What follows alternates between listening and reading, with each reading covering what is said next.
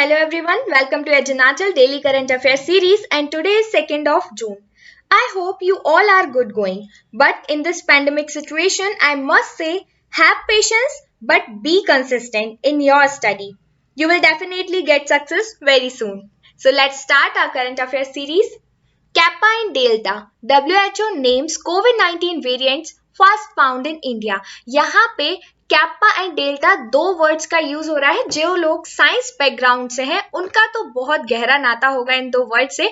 तो मैं आपको याद दिला दूं, इस तरह से हम कैप्पा को लिखते थे and we use delta symbol like this, right. तो कैप्पा और डेल्टा कोविड वेरिएंट्स को नाम दिया गया है जिन्हें पहले इंडियन वेरिएंट कहा जा रहा था. तो भाई इंडिया में इसका ऑब्जेक्शन उठाया गया कि नहीं, हमारे देश का नाम क्यों खराब कर रहे हो इंडियन वेरिएंट कह के, जबकि वास्तव में इन वेरिएंट्स का नाम B1617.1 और .2 है. अब WHO ने इनका नाम बदल के कैप्पा एंड डेल्टा रख दिया है. अगर हम बात करें WHO की, तो वर्ल्ड हेल्थ ऑर्गेनाइजेशन एक स्पेशलाइज्ड एजेंसी है यूनाइटेड नेशंस की, जो कि इंटरनेशनल पब्लिक हेल्थ के लिए रिस्पॉन्सिबल रहती है. आपको याद रखना है हेडक्वार्टर्स है जेनेवा स्विट्जरलैंड में और इसका फाउंडेशन डे है 7 अप्रैल 1948 में.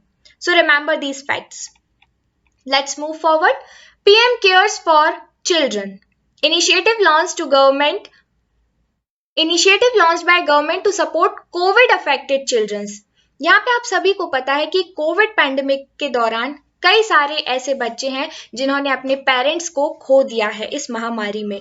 तो ऐसे बच्चों के लिए गवर्नमेंट ने एक इनिशिएटिव लॉन्च किया है जिसमें अगर कोई बच्चा जिसके पेरेंट्स नहीं हैं वो 18 इयर्स का हो जाता है तो उसे मंथली स्टिपेंड दिया जाएगा और 23 इयर्स की एज में PM केयर फंड से 10 लाख रुपए दिए जाएंगे. साथ ही साथ बेसिक एजुकेशन उसकी जो होगी वो फ्री ऑफ कॉस्ट प्रोवाइड की जाएगी और हायर एजुकेशन के लिए अगर वो लोन लेना चाहता है तो उसका जो इंटरेस्ट होगा वो भी PM केयर फंड से ही जाएगा.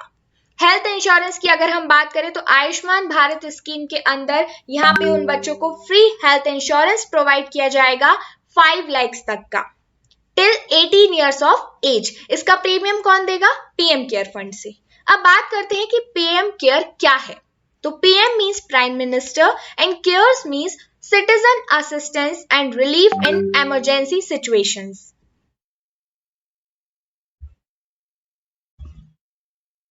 PM केयर फंड बनाया गया था 27 मार्च 2020 को कोविड-19 के चलते. इसमें बेसिकली किस चीज पे फोकस किया जा रहा है कि इस आउटब्रेक में कोविड वायरस में जो भी ऐसी सिचुएशन क्रिएट होती है जहां पे फाइनेंशियल असिस्टेंस की जरूरत होती है या किसी भी तरह के सपोर्ट की रिलीफ की जरूरत होती है, तो यहाँ एक फंड क्रिएट किया गया था जिसमें देश भर से लोग अपनी इच्छा से फंड को दे सकते हैं. तो बेसिकली इसके चेयरमैन जो होंगे वो नरेंद्र मोदी होंगे यानी कि प्राइम मिनिस्टर. साथ ही साथ इसके ट्रस्टीज में इन्वॉल्व होंगे मिनिस्टर ऑफ डिफेंस जो कि प्रेजेंट में राजनाथ सिंह है, मिनिस्टर ऑफ होम अफेयर्स जो कि प्रेजेंट में अमित शाह है और मिनिस्टर ऑफ फाइनेंस जो कि निर्मला सीतारमण जी हैं प्रेजेंट में. तो ये PM केयर्स के ट्रस्टीज हैं. नेक्स्ट आगे हम बात करेंगे world's first human case of H1N3 bird flu reported in China. अभी तक आपने सुना होगा कि बर्ड फ्लू जब भी स्प्रेड होता है तो बेसिकली वो बर्ड्स में या पोल्ट्रीज में होता है, लेकिन पहला ऐसा केस चाइना में देखा गया जिसमें बर्ड्स से ह्यूमन ट्रांसमिशन हुआ है. 41 ईयर ओल्ड का एक मैन है चाइना के ईस्टर्न जियांगसू प्रोविंस में रहने वाले जिन्हें ये ट्रांसमिशन देखा गया है. लेकिन डरने की बात नहीं है. फिलहाल एक्सपर्ट्स की राय है कि ये एक एक्सीडेंटल केस है, ऐसा कभी कभी रेयर कैटेगरी में ही होता है. बाकी इसका ट्रांसमिशन बहुत ही लो रिस्क पे है. ऐसा नहीं होगा कि बर्ड से ह्यूमन में ट्रांसमिशन ज्यादा अमाउंट में हो पाए. तो एक रेयर केस है. अगर हम बात करते हैं H1N3 बर्ड फ्लू की, तो ये लो पैथोजेनिक और लेस सीवियर स्ट्रेन है वायरस का जो कि पोल्ट्रीज में ही पाया जाता है. आगे बढ़ते हैं. Union minister Narendra Singh Tomar launches horticulture cluster development programme. Horticulture से आप क्या समझते हैं? ऐसे सभी क्रॉप्स जो कि फूलों से रिलेटेड हो यानी फ्लावर से या मेडिसिनल हर्ब से, उन सभी को हम हॉर्टिकल्चर की कैटेगरी में रखते हैं बेसिकली। तो नेशनल हॉर्टिकल्चर बोर्ड यानी NHB ने ministry of agriculture and farmer welfare के अंदर एक प्रोग्राम जिसका नाम होगा क्लस्टर डेवलपमेंट प्रोग्राम लॉन्च किया है। इसमें क्या किया जाएगा, तो आप देखिए कहीं पे भी अगर कोई बहुत ज्यादा अमाउंट में प्रोडक्शन की प्लानिंग की जाती है तो उसके लिए पूरा का पूरा लॉजिस्टिक होना, इंफ्रास्ट्रक्चर होना बहुत ज्यादा जरूरी होता है। अब यहाँ पे मिनिस्ट्री बोल रही है कि किसानों को प्रमोट किया जाएगा, प्रोत्साहित किया जाएगा कि आप हॉर्टिकल्चर क्रॉप्स को ज्यादा से ज्यादा प्रोड्यूस कीजिए। अब फार्मर्स ये सोचेंगे कि अगर हम हॉर्टिकल्चर को प्रोड्यूस करते हैं तो क्या हमारा माल मार्केट तक पहुंचेगा। तो यहाँ पे एक लॉजिस्टिक क्रिएट किया जाएगा, पूरा इंफ्रास्ट्रक्चर बनाया जाएगा ताकि फार्मर से लेके मार्केट तक इजी एक्सेस प्रोवाइड हो, अच्छा प्रोडक्शन हो तो अच्छी डिमांड भी हो। तो बेसिकली हॉर्टिकल्चर को प्रमोट करने के लिए प्रोग्राम बनाया गया है। यहाँ पे इसमें क्या होगा कि 53 क्लस्टर्स बनाए जाएंगे। क्लस्टर का मतलब है एक छोटी सी जगह या एक पर्टिकुलर विलेजेस में जहां पे एक लार्ज अमाउंट में हॉर्टिकल्चर को प्रोड्यूस किया जा सके, ताकि एक साथ एक जगह से दूसरी जगह एक्सपोर्ट इंपोर्ट किया जा सकता है, क्योंकि थोड़े बहुत अमाउंट के लिए ये सारे प्रोग्राम्स हम नहीं हैंडल कर सकते हैं। तो 53 क्लस्टर्स बनाए जाएंगे जिसमें से 12 को पायलट प्रोजेक्ट के बेसिस पे लॉन्च किया जाएगा। एक तरह से हम कह सकते हैं कि ट्रायल के फॉर्म में सबसे पहले 12 क्लस्टर्स को आइडेंटिफाई किया जाएगा, फिर बाकी के 53 हॉर्टिकल्चर क्लस्टर्स में इसे इंप्लीमेंट किया जाएगा। कितना इन्वेस्टमेंट होगा इसमें, 10,000 करोड़ रुपीस का होगा पूरे 53 क्लस्टर्स को मिला के। इससे क्या होगा कि 20% तक ज्यादा अच्छे ब्रांड्स के हॉर्टिकल्चर क्रॉप्स होंगे जिन्हें हम एक्सपोर्ट कर सकते हैं, तो एक्सपोर्ट भी बढ़ेगा और रेवेन्यू भी जनरेट होगा। बात करते हैं क्लस्टर डेवलपमेंट प्रोग्राम की, तो ये MSME मिनिस्ट्री ने लॉन्च किया है। इसका बेसिक एम है to support the sustainability and growth of small business in clusters by boosting their technological capabilities. देखिए कहीं पे भी जब तक टेक्नोलॉजी का यूज ना हो, मार्केट से एक्सेस ना हो, स्किल ना हो, कैपिटल ना हो, तब तक कोई भी रेवेन्यू जनरेशन नहीं हो सकता है। तो यहाँ पे गवर्नमेंट फार्मर्स को सपोर्ट करने वाली है ताकि टेक्नोलॉजिकल कैपेबिलिटीज उन्हें सिखाई जा सके, एक्सेस प्रोवाइड की जा सके, कैपिटल फंड्स प्रोवाइड किए जाए, सब्सिडी प्रोवाइड की जाए ताकि ज्यादा से ज्यादा इसे बूस्ट किया जाए। नेशनल हॉर्टिकल्चर बोर्ड यानी NHB की अगर हम बात करें तो ये एक सेल्फ एस्टैब्लिश सोसाइटी है। 1984 में इसका एस्टैब्लिशमेंट हुआ था। ये क्या करती है, ये हॉर्टिकल्चर प्लांट्स, एरोमेटिक प्लांट्स और मेडिसिनल प्लांट्स को बूस्ट करने के लिए या लोगों को एनकरेज करती है कि इनका प्रोडक्शन, इनका कल्टीवेशन किया जाए।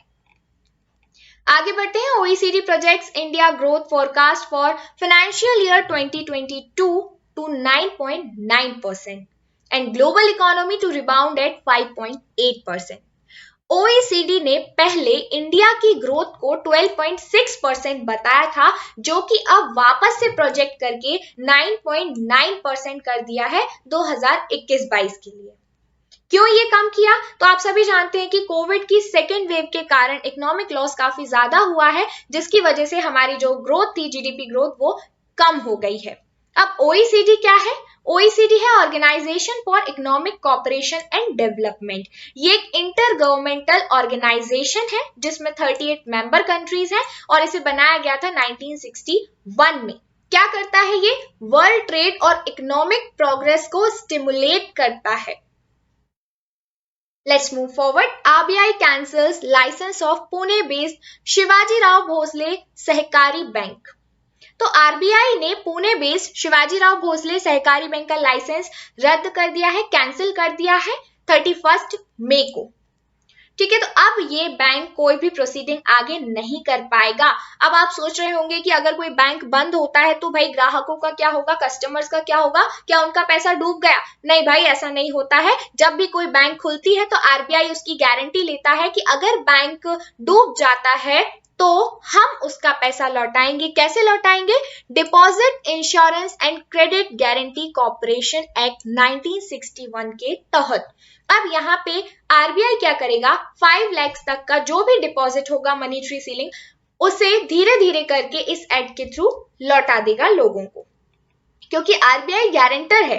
कोई भी बैंक अगर उसका लिक्विडेशन होता है, बंद हो जाता है वो, तो फिर वो पैसा आरबीआई धीरे धीरे इस एक्ट के तहत लौटाती है। कब आया था ये एक्ट? 15 जुलाई 1978 में इसे इंप्लीमेंट किया गया था और एक्ट आया था 1961 में। क्या है डीआईसीजीसी? यानी कि deposit insurance and credit guarantee corporation बनाया गया था। एक सब्सिडियरी है ये आरबीआई की। किस एक्ट के तहत? डीआईसीजीसी एक्ट 1961 के तहत। अब लिक्विडेशन क्या होता है? सिंपल सी बात है, लिक्विडेशन का मतलब होता है किसी भी कंपनी को एंड यानी कि खत्म कर देना। ओके, आगे बढ़ते हैं। Tata steel CEO TV Narendran becomes new president of CII. CII क्या है? Confederation of Indian industry. इसके जो प्रेसिडेंट है वो 1 जून 2021 से टीवी नरेंद्रन को चूज किया गया है, जो कि सीईओ और एमडी है टाटा स्टील के। अब अगर हम बात करें कि इन्होंने किसको रिप्लेस किया है, तो इन्होंने रिप्लेस किया है उदय कोटक जी को, जो कि सीईओ और एमडी है कोटक महिंद्रा बैंक के।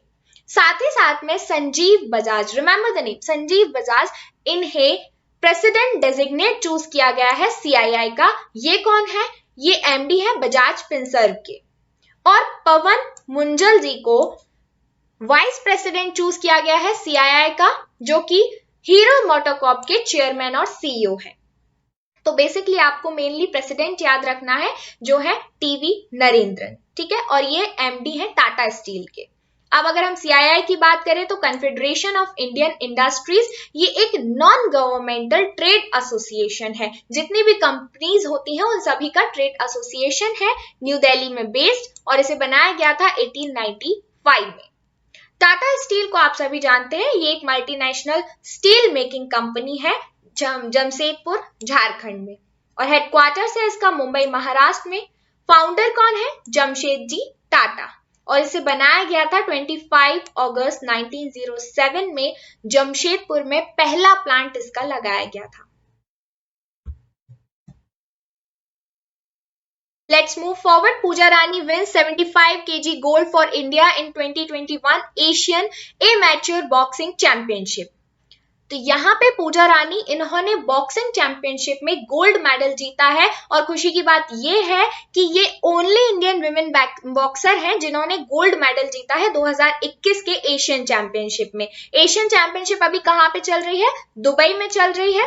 किस कैटेगरी में जीता है? 75 kg women middle category. Okay, अब टोटल 10 मेडल्स हमारे इंडिया के पास आए हैं एशियन बॉक्सिंग में, जिसमें से 1 गोल्ड है, 3 सिल्वर है और 6 ब्रॉन्ज है। अगर हम बात करें एशियन इमेच्योर बॉक्सिंग चैंपियनशिप की, तो ये हाईएस्ट कंपटीशन होता है बॉक्सिंग का पूरे एशिया में, और इसका पहला टूर्नामेंट हुआ था 1963 में, जो कि बैंकॉक थाईलैंड में खेला गया था। Let's move forward. Salman Rushdie to publish languages of truth essays 2003 to 2020। मैंने पहले भी आपको बोला था कि जो भी बुक्स पब्लिश हो रही हैं उनके राइटर के साथ आप एक लिस्ट बना के रख लीजिए, क्योंकि करंट में जो भी बुक्स पब्लिश होती हैं उनमें से कुछ इंपॉर्टेंट बुक्स एग्जाम में पूछ ली जाती हैं। तो यहाँ पे सलमान रश्दी ये राइटर हैं, और इनकी बुक का नाम है लैंग्वेजेस ऑफ ट्रुथ।